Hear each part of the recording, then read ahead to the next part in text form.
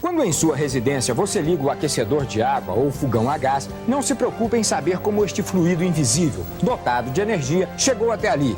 Nem se preocupa em saber de onde o gás foi extraído e muito menos como ele se formou. No programa de hoje, vamos fazer o possível para que você possa entender estas questões com facilidade.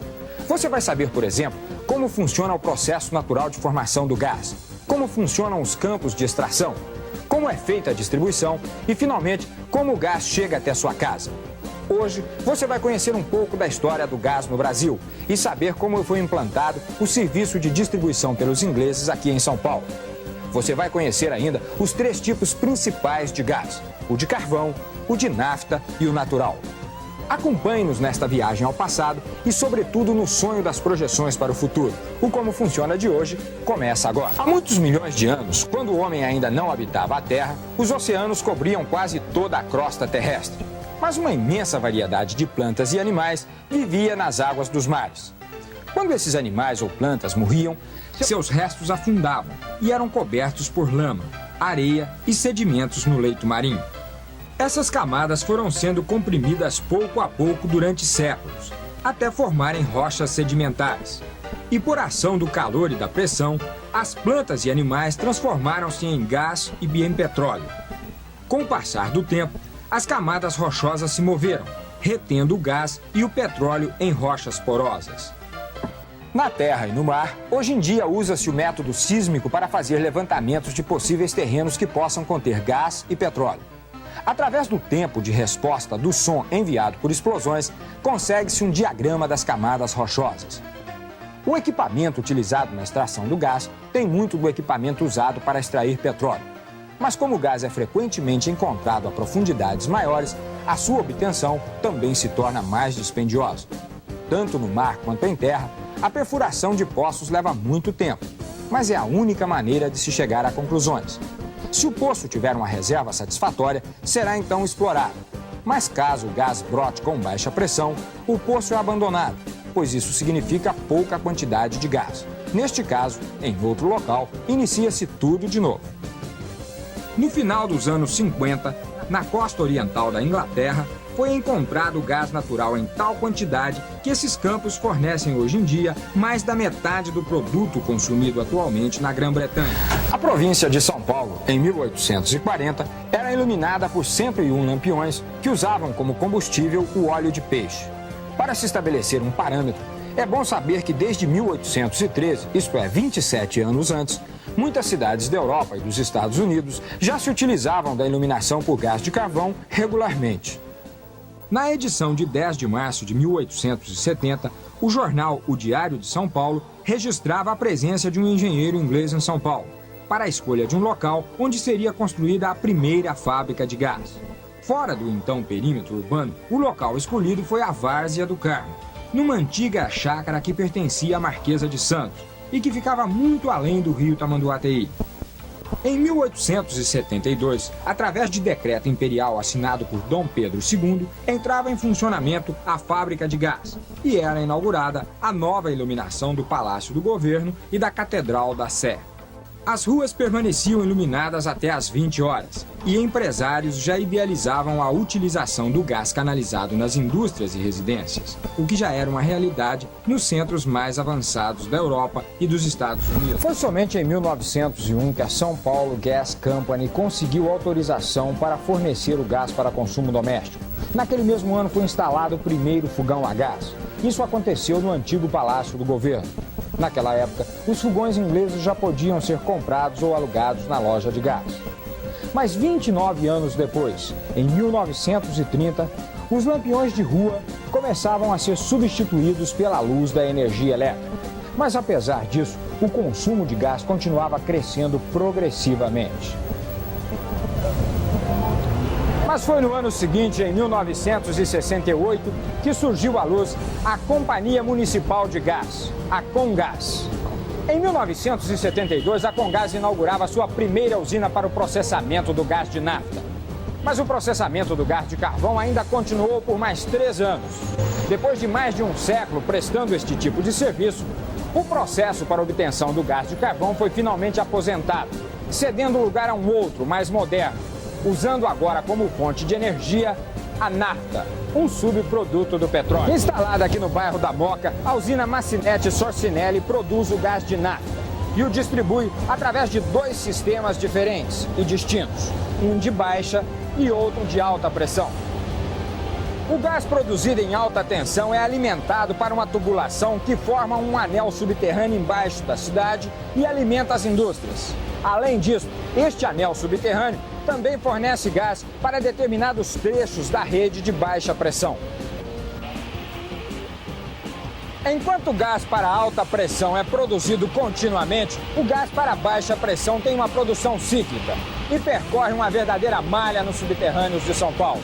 Esse gás chega à residência de 210.758 consumidores, além de alimentar a 4.082 estabelecimentos comerciais e industriais. A nafta, uma gasolina mais leve e mais volátil, chega diariamente em 25 caminhões-tanques como estes aqui.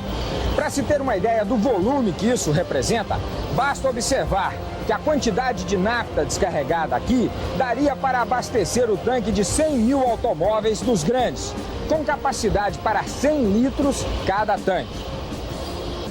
O estoque de nafta, que é completado todos os dias, pode alimentar esta usina e, consequentemente, toda a cidade de São Paulo pelo período de 1 mês e meio, ou seja, 45 dias, tempo mais do que suficiente para se restabelecer o processo. Isso no caso de um colapso no sistema de entrega do combustível, que é refinado em Paulínia, no interior do estado de São Paulo. Além disso, as normas de segurança aqui são bastante consideráveis. No caso de um vazamento, incêndio ou rompimento do depósito, ele está situado no meio de um quadrado cercado por muros altos que impede a expansão do combustível, evitando assim maiores problemas. Desde 1972, a Comgás vem se modernizando, estudando e adaptando à mais avançada tecnologia. O gás canalizado acompanhou o desenvolvimento de São Paulo de província à grande metrópole que é hoje. Essa empresa se prepara e se adapta para acompanhar o plano de expansão estabelecido pelo governo federal. Neste caso, cumprindo um decisivo papel: a distribuição do gás natural, que vai concorrer para a economia e divisas para o país. A exemplo do petróleo, o gás natural tem etapas que envolvem tecnologia aprimorada, fundamental para a viabilização exploratória de poços. Até aqui, a Petrobras deu mais atenção ao petróleo porque este energético tem comandado a economia mundial nas últimas décadas. Mas agora, com a elaboração do Plano Nacional do Gás Natural, o Brasil dá um importante passo em direção ao futuro. Com o desenvolvimento da tecnologia, está sendo possível se chegar a essas reservas com mais facilidade. Depois de localizada a área de possível ocorrência de gás, é iniciada a prospecção para se identificar as dimensões da reserva disponível. Só então tem início a produção. Se a reserva for localizada em alto mar, o grau de dificuldade para a exploração será indicado pela profundidade da água. Ao chegar ao terminal, o gás natural atravessa uma rede de tubos responsável pela remoção dos líquidos ou dos condensados do gás. Depois de separado, ele é resfriado até por volta de 18 graus centígrados para a extração do restante dos elementos condensados. Nesta altura, já separado da gasolina natural, do butano, do propano e do etano, o gás natural é quase metano puro, utilizado no consumo interno e encontra-se pronto para ser bombeado para um sistema de distribuição que o levará às indústrias, residências e comércio. O que acontece é simples de entender. Como a preocupação maior do país era o aproveitamento do petróleo, o gás natural não merecia maiores atenções dos técnicos e era queimado ou injetado nos poços novamente.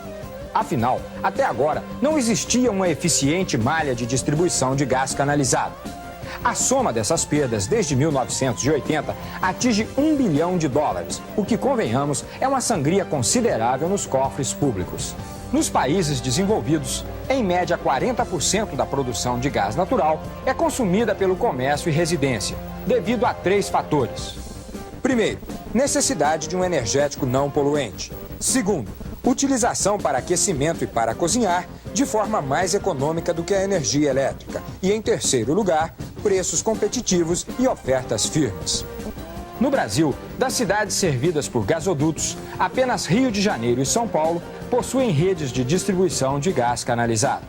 No início do século, 11 empresas distribuidoras de gás canalizado operavam em diversas cidades brasileiras. O declínio econômico das empresas e a difícil concorrência promovida por outros tipos de energia fizeram com que fossem cessando as atividades uma após a outra. Apenas o Rio de Janeiro e São Paulo não desativaram os sistemas de distribuição de gás canalizado. Com as descobertas das jazidas de Campos e da Bacia de Santos, o gás passou a ser distribuído no Rio de Janeiro e, recentemente, também em São Paulo. Para isso, foi concluído há pouco tempo o gasoduto que atravessa todo o Vale do Paraíba, partindo do terminal de processamento de Duque de Caxias, no Rio de Janeiro, para ser distribuído em São Paulo, pela eficiente malha da Comgás. A empresa paulista, já há algum tempo, vem tomando providências para expandir a sua rede. O primeiro passo foi a estadualização. Depois, obteve a concessão para a distribuição de gás canalizado em mais de 25 municípios do estado. Este gás, a ser distribuído em São Paulo pela Comgás, atravessará 420 quilômetros de tubos desde o Rio de Janeiro até a capital paulista. Esta é a obra do gasoduto que liga o Rio a São Paulo. Acompanhando o traçado da Via Dutra, num futuro muito próximo, ela abastecerá também as cidades do Vale do Paraíba e as indústrias ali instaladas. O gás natural foi encontrado pela primeira vez em quantidade razoável, quase que por acaso, nos Estados Unidos, quando as companhias petrolíferas começaram a fazer perfurações. Mas foi só a partir de 1930 que esta fonte de energia começou de fato a ser explorada. E cerca de 30 anos depois, tornou-se importante na Europa, Oriente Médio e na União Soviética. Até meados dos anos 70, o gás só era encontrado associado ao petróleo e frequentemente queimado. Até o início da década de 80, apesar da necessidade crescente de utilização de novas fontes de energia, 10% do gás encontrado associado ao petróleo era queimado através das torres de queima dos poços. Mas esse quadro começa a ser revertido no nosso continente, e em particular no Brasil, com o Plano Nacional do Gás Natural, realizado sob coordenação da Comissão Nacional de Energia. Não é muito comum o vazamento de gás nos subterrâneos da cidade, pois a manutenção e a fiscalização são bastante rigorosas. Uma prova disso são estes veículos, apelidados de cheira-cheira.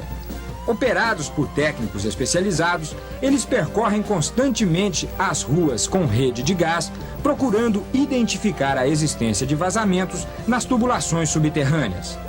A tecnologia do cheira-cheira é totalmente nacional, desenvolvida pela Comgás. Equipado com sensores muito delicados e filtros especialíssimos, este equipamento pode sentir a presença de gás misturado à atmosfera. Mesmo que o vazamento seja mínimo, por exemplo, uma molécula de gás para 10 milhões de moléculas de oxigênio, o cheira-cheira acusa. No programa de hoje, você conheceu um pouco da história do gás em todo o mundo e viu como funciona uma empresa distribuidora de gás. Você tomou conhecimento da importância para a economia do Brasil da expansão do uso do gás natural. Ficou sabendo por que o gás natural é a energia do futuro e como ele é aproveitado em nosso país.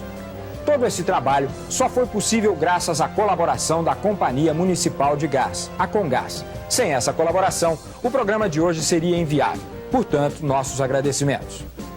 E no próximo programa, nós estaremos mostrando mais um interessante assunto com o objetivo constante de despertar a sua curiosidade. O Como Funciona de hoje termina aqui.